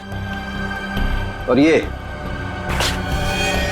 जो होल है ये 3 बाई 3 इंच का है। अब इस 3 बाई 3 इंच के होल से इस केस का क्या लेने देना? तारिका तुम समझाओ यार इसे, तुम समझाओ। हाँ, आप ही समझा दीजिए तारिका जी, समझा दीजिए आप। जी बात यह है कि दिनेश के राइट हैंड पे से हमें ड्रग्स के कुछ ट्रेसेस मिले, तो इससे हम ये अंदाजा लगा सकते हैं कि जरूर इस छेद के जरिए किसी ने इसके हाथों पे से ड्रग लिए होंगे या दिए होंगे। तो कहीं वो पल्लवी इसे ड्रग देने तो नहीं आई थी? हो सकता है ये पल्लवी ड्रग्स का बिजनेस करती हो। सर लेकिन पल्लवी का कोई क्रिमिनल रिकॉर्ड नहीं है। रिकॉर्ड हो या ना हो, लेकिन इस पल्लवी को ढूंढना बहुत जरूरी है।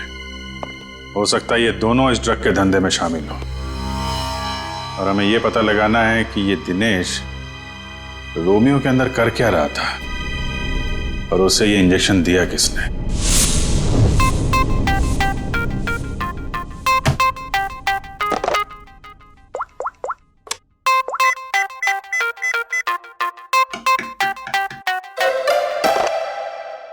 अरे यार कहाँ फंस गया हूं मैं? ये नंबर कैसे मिलेगा? इतने सारे नंबर में से योगेश का नंबर कैसे मिलेगा? मिल गया पंकज, मिल गया। हाँ 17220670, इसे ट्रेस कर जल्दी।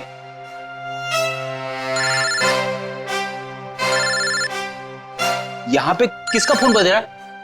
ये आपका फोन बज रहा है। रेडी सर, काम के टाइम में मेरे साथ मजाक मत करो प्लीज। पंकज कुछ भी बोलता है।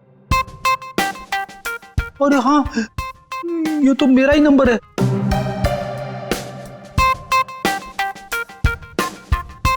This number is not in existence.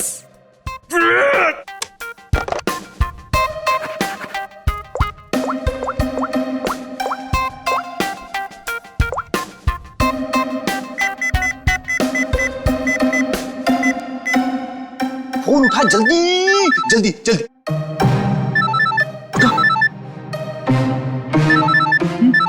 उठा जल्दी से, फोन उठा उठा। मुझे क्यों फोन कर रहे हो? रेडी सर, क्या बात है? आपकी तबीयत तो ठीक है ना? सर अगर हमें नंबर नहीं मिला ना तो हमारी नौकरी गई। पंकज, अगर मेरी नौकरी चली गई ना तो मेरी वाइफ मुझे कच्चा चबा जाएगी।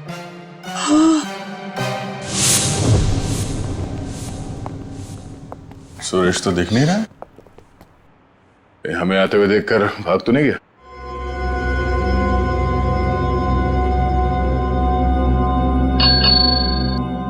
नमस्ते, ये बैल बजाना बंद कीजिए। सुरेश जी सो रहे हैं। जगाओ सुरेश जी को। भला क्यों? आप लोग कौन हो? उसे जल्दी उठा, वरना अलार्म की ऐसी घंटी बजाऊंगी ना, जिंदगी भर के लिए सोना भूल जाएगा वो। बोल उसे सीआईडी से आए हैं। सीआईडी? सर आप लोग यहाँ? लेकिन मैं तो एक मामूली पपेट बनाने वाला हूँ। ये देखो, ये पपेट भी तुमने बनाई है? जी हाँ, ये तो रोमियो है। मैंने इसे अपने हाथों से बनाया है, रीमा जी के लिए। किन सब चीजों से बनाया था ये? मेरा मतलब है ये इसका डिजाइन वगैरह ये तुमने दिया था? हाँ सर, ये सारे पपेट मैंने अपने हाथों से ही बनाया है। नहीं वो ठीक है, हम ये पूछ रहे हैं ये जो पपेट के अंदर भरते हो ना, वो रुई स्पॉन्ज, वो इसमें भरना भूल गए थे क्या? बिना रुई और स्पॉन्ज के तो पपेट बन ही नहीं सकता। ये क्या है? इसके हाथ पे छेद है और ये पूरा खोखला है, एक आदमी आ सकता है इसके अंदर। साहब मुझे कुछ नहीं पता इसके बारे में। कुछ नहीं किया? ये दिनेश है। इस आदमी की लाश हमें रोमियो के अंदर से मिली। इसको जानता है? नहीं सर, मैं इसे नहीं जानता। नहीं जानते?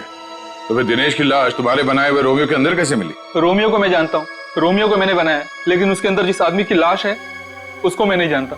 याददाश्त हिल गई इसकी। एक काम करते हैं, तुमको ब्यूरो ले चलते हैं, वहां तुम्हारे सर की अच्छी सी मालिश होगी, सब याद आ जाएगा। चलो। नहीं सर, नहीं सर, नहीं सर, सर मुझे माफ कर दीजिए। मैंने रीमा वाले रोमियो में ऐसा कुछ भी नहीं किया था। रीमा वाले रोमियो में नहीं किया था? तो फिर किसके रोमियो में किया था? 2 हफ्ते पहले एक मैडम यहाँ पर आई थी, उन्होंने अपना नाम पल्लवी बताया था। उन्होंने मुझे बहुत सारे पैसे दिए और मुझे रोमियो का डुप्लीकेट बनाने को कहा। उन्होंने ये भी कहा था कि उसे खोखला रखना। तो पल्लवी के लिए तुमने ऐसा ही रोमियो बनाया जो अंदर से खोखला था और जिसके एक हाथ पे छेद था 3x3 का। हाँ साहब, लेकिन साहब मैंने उसके एक हाथ में छेद नहीं बल्कि दोनों हाथों में 3x3 के छेद बनाए थे। क्या 2 छेद? मतलब तुमने 2 रोमियो बनाए, एक रीमा के लिए और एक पल्लवी के लिए? हाँ साहब, अगर पल्लवी मैडम मुझे एक्स्ट्रा पैसे नहीं देती तो मैं ये काम कभी नहीं करता। साहब मुझे माफ कर दीजिए, मुझे नहीं पता था साहब कि उस पपेट का वो लोग गलत इस्तेमाल करेंगे। लगता है इस रीमा ने हमें पूरी बात नहीं बताई है।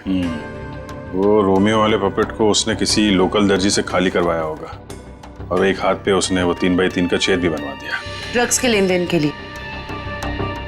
हमें इस दूसरे रोमियो को ढूंढना होगा जो पल्लवी ने बनवाया है।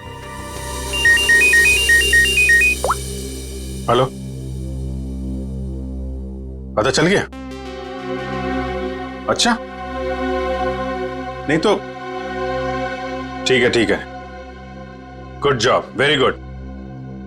क्या हुआ? वो राजू के गैराज से जो हमें गलत नंबर मिला था ना, उसके कॉम्बिनेशन से सही नंबर पता चल गया है। योगेश का नंबर है। तब तो योगेश सीसीटीवी फुटेज में किससे बात कर रहा था उसके बारे में पता चल गया होगा? नहीं, उसका नंबर स्विच ऑफ है, लेकिन वो कहाँ है ये पता चल गया है। कहाँ है? HR मिल।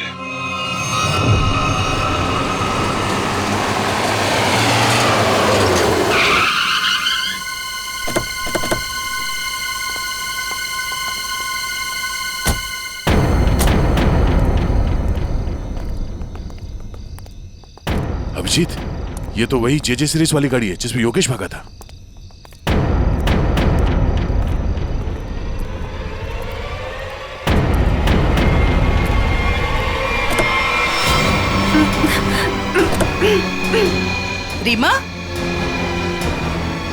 रीमा घबराओ मत, हम CID से हैं। आओ, आराम से बाहर आओ। बाहर निकल। आओ, घबराओ मत, आराम से बाहर आओ। आराम से, घबराओ मत। अरे सर पीछे, सर लाश।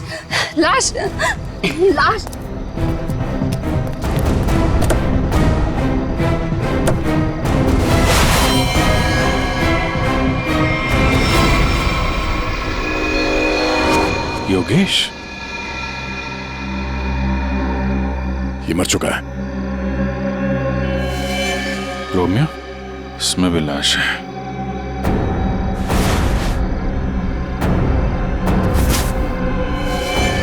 पल्लवी,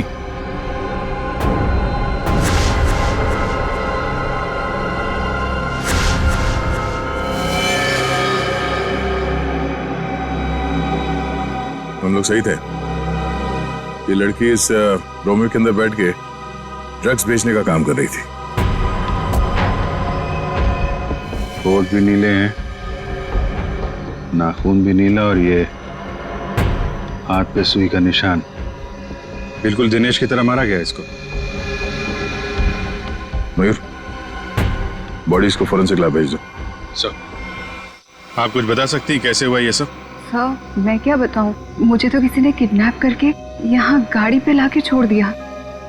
आपने तो उसे देखा नहीं होगा क्योंकि आपकी आंखों पे तो पट्टी बंधी हुई थी। जी सर। आपको तो ये भी नहीं पता होगा कि इन दोनों को मारा किसने। सर, जैसे ही गाड़ी यहाँ पर आकर रुकी, मैंने बाहर गोली चलने की आवाज सुनी और पीछे गाड़ी का दरवाजा खोलने की आवाज सुनी। फिर किसी ने भारी सामान रखा बाहर, तो मुझे लगा गोली चली है, इसका मतलब लाश ही होगी।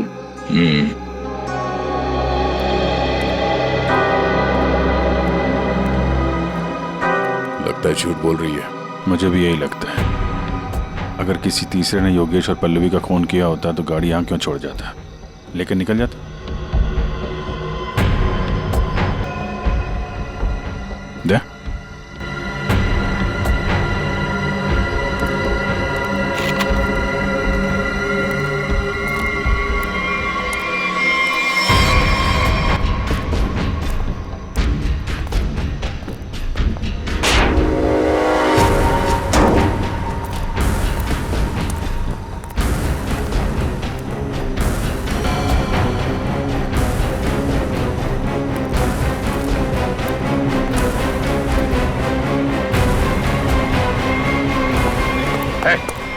कौन है?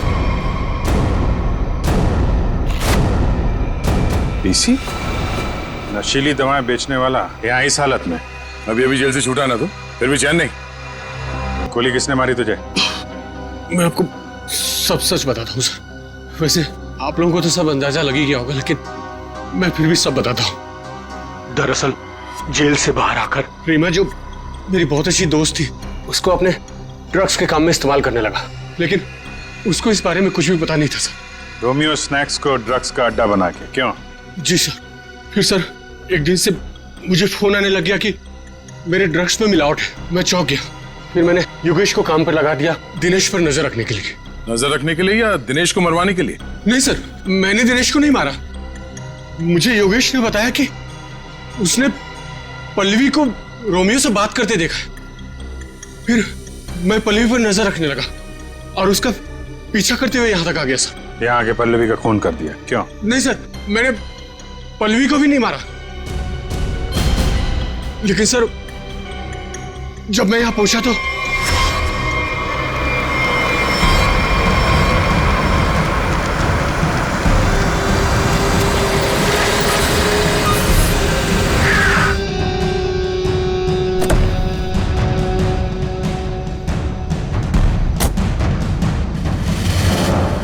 मैं पल्लवी को ढूंढने गया और जब लौटा तो देखता हूं कि मेरी गाड़ी की बैक सीट में रोमियो पड़ा है।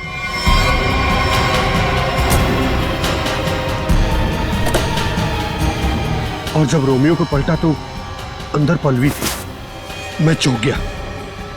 पल्लवी? भाई भाई मुझे मत छोड़िए भाई, मैं मर जाऊंगा भाई। भाई मेरा क्या होगा भाई? भाई भाई भाई अब नहीं होगा भाई। तू मेरे और मेरे धंधे के लिए मुसीबत बन चुका है। पल्लवी को तूने मारा ना? पल्लवी मर गई? तूने ही मारा? मैंने पल्लवी को नहीं मारा भाई। फिर पता नहीं कहीं से मेरे ऊपर किसी ने गोली चलाई। फिर आपकी गाड़ी देखकर मैं यहाँ आकर छुप गया। गोली किसने चलाई तुम पे? मैंने चलाई।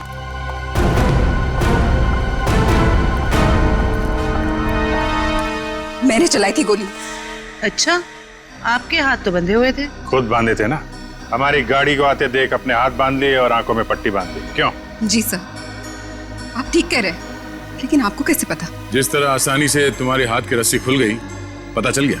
लेकिन तुमने ऐसा क्यों किया? पीसी की जगह ड्रग्स का धंधा करना चाहती थी तुम, इसलिए दिनेश और पल्लवी को रास्ते से हटा दिया। क्यों? नहीं सर, मैंने पल्लवी और दिनेश को नहीं मारा। मुझे घिन आती है सिर्फ पीसी और इसके धंधे से। मेरी दुश्मनी सिर्फ पीसी के साथ है, क्योंकि इसने मेरा इस्तेमाल किया, इसीलिए मैं इसे मारना चाहती थी। तुम्हें पता कैसे चला कि पीसी तुम्हारा इस्तेमाल कर रहा है? जिस दिन मैंने दिनेश की लाश रोमियो के अंदर देखी, उसी दिन मुझे शक हो गया था कि इसने अपने गंदे कारनामे फिर से शुरू कर दिए। आपने हमें इस पीसी के बारे में क्यों नहीं बताया? क्योंकि मैं पीसी से प्यार करती थी सर, लेकिन इसने मुझे धोखा दिया और इसीलिए मैं अपना बदला खुद ही लेना चाहती थी। लेकिन मैं पीसी को किसी गलत इल्जाम में फंसता हुआ नहीं देख सकती सर, चाहे वो मेरे साथ कुछ भी करे। दिनेश और पल्लवी का खून इन लोगों ने नहीं किया तो फिर किसने किया है? खूनी कौन है? हाँ साड़ू के साहब।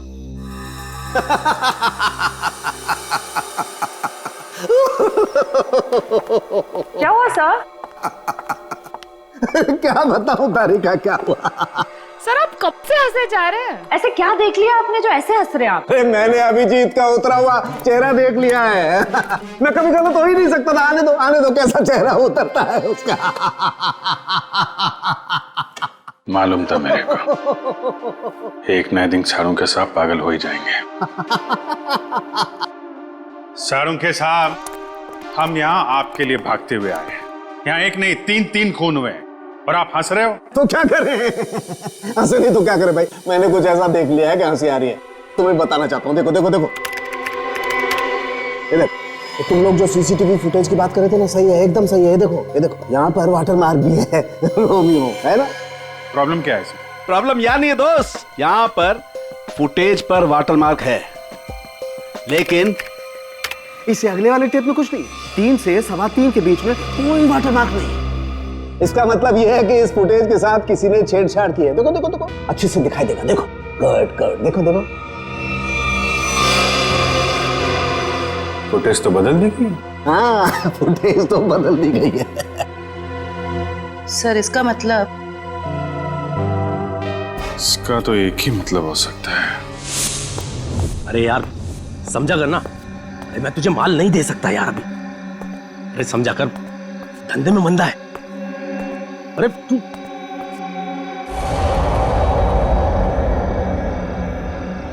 ये वहां कौन है? सुन, मैं तुझसे बाद में बात करता हूं।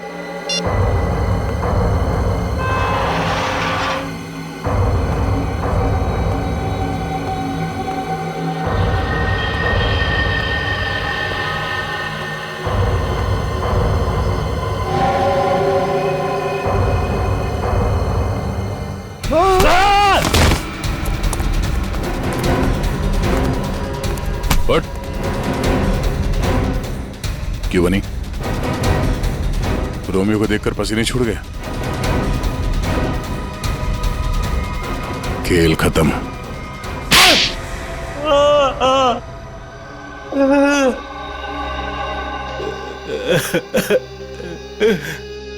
सर 3 महीने पहले यहाँ नौकरी ज्वाइन की, तभी मुझे शक हो गया था कि यहाँ जरूर कोई घोटाला है। एक दिन जब मैं रोमियो को रेस्टोरेंट के बाहर रखवा रहा था, उस दिन मुझे लगा कि रोमियो सच में बहुत भारी है। उस दिन से मैंने रोमियो पर नजर रखनी शुरू कर दी और मेरा शक सच हो। रोमियो के जरिए यहाँ ड्रग्स का धंधा हो रहा था। और मुझे बाद में यह भी पता चला कि रीमा मैडम को इसके बारे में बिल्कुल भी भनक नहीं। तब मैंने सोचा कि पैसा कमाने का इससे अच्छा मौका नहीं है। एक दिन मैंने स्टोर रूम के बाहर दिनेश को रोमियो के अंदर से निकलते हुए देखा। बता, किसके लिए काम करता है? और दिनेश से पता चला कि वो पीसी के लिए काम करता था, ग्राहकों को ड्रग्स पहुंचाने का काम करता था। और फिर तुमने उसे अपने लिए भी काम करने के लिए कहा है ना? हाँ सर, लेकिन दिनेश ने पहले मुझे अपनी दोस्त पल्लवी से बात करने के लिए कहा। ये लीजिए, बात करिए। और उसके बाद मैंने दिनेश के माल में मिलावट करनी शुरू कर दी और रोमियो का दूसरा पपेट बनवाकर पल्लवी को उसमें खड़ा करके दुकान के पीछे 2 घंटे नाइट शिफ्ट करने को कहा। तो दिनेश को क्यों मारा? वो योगेश जब दुकान के बाहर तस्वीरों के बहाने रोज आने लगा तो मैं डर गया था। मुझे लगा कि मेरी मिलावट के बारे में पीसी को पता चल गया है, इसलिए मैंने दिनेश को मार दिया और सारे सीसीटीवी फुटेज बदल दिए। और पल्लवी, उसे कैसे मारा? मुझे पता चल गया था कि पीसी पल्लवी पर नजर रख रहा है। मैंने पल्लवी को चौकन्ना होने को कहा और उसके बाद पल्लवी को एचआर मिल्स में बुलाया, वो भी अकेले। और मुझे पता था कि पीसी वहां पर जरूर आएगा, लेकिन उससे पहले मैं वहां पहुंच गया और पल्लवी को मार दिया और पल्लवी की लाश को पीसी की ही गाड़ी में डाल दिया ताकि शक पीसी पर हो। वाह रे वाह, सिक्योरिटी गार्ड! तुम तो एक सिक्योरिटी गार्ड थे, रक्षा करने वाले। मगर क्या किया तुम? खून पे खून किए, 3 खून। अगर फांसी से भी कड़ी सजा होती ना तो भी तुम्हारे लिए कम होती। अब सड़ते बैठना जेल की सलाखों के पीछे, फांसी का